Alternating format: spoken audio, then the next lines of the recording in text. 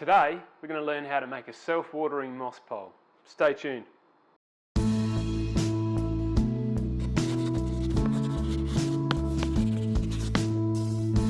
G'day, thanks for joining me.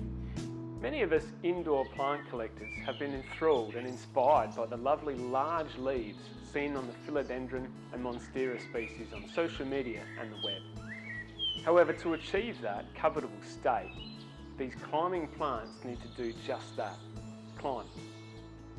As the plant climbs, it sends out aerial roots that firmly attach itself to a host, while also taking in nutrients from the surrounding environment.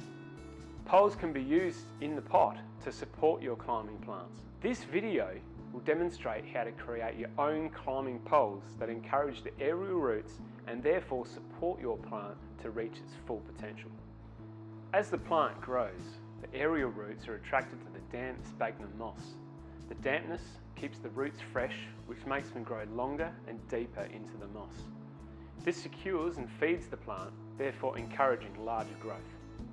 For this activity, you'll need a 1 metre length of 15mm PVC pipe capped on one end. You may need to adjust this length down to suit your needs. Some polycarbonate sheeting, some gutter guard, cable ties, cotton rope and some wet sphagnum moss. Before you start to assemble your moss pole, we need to prepare a polycarbonate sheet by cutting it to a width that suits our plant pot that we're using and drilling holes at 4cm intervals on either of the long sides. Just leave the height of the pot at one end undrilled. We begin by tying a knot at one end of our rope, and then we insert that into the open end of our pole that we prepared earlier with a cap at one end. We try and slide that all the way to the bottom of our pole. We then cable tie that to the top.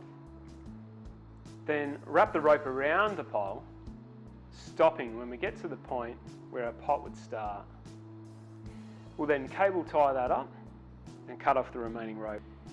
Now that that's done, we're going to put that one aside and we're going to grab our gutter guard and our polycarbonate sheeting. Cut the gutter guard to the same length as the polycarbonate sheeting to where the holes would finish. Using our cable ties, we're going to fasten the gutter guard down to the sheeting on one side to start with and begin to fasten the other edge of the gutter guard to the sheeting.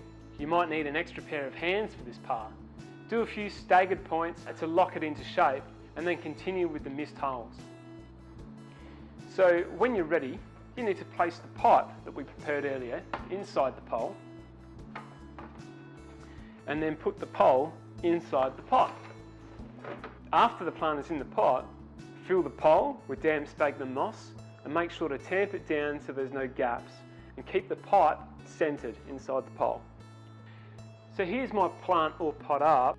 You'll see that I have used some cable ties to fasten the pot to the pole, and I have now filled my pole with my moss and used some Velcro ties to secure the plant to the pole. Once the roots do attach themselves to the pole, we'll be able to remove those. Now we'll fill the pipe with water. Make sure it reaches the top. The rope will slowly wick the water up, transferring it to the moss, thereby keeping it damp.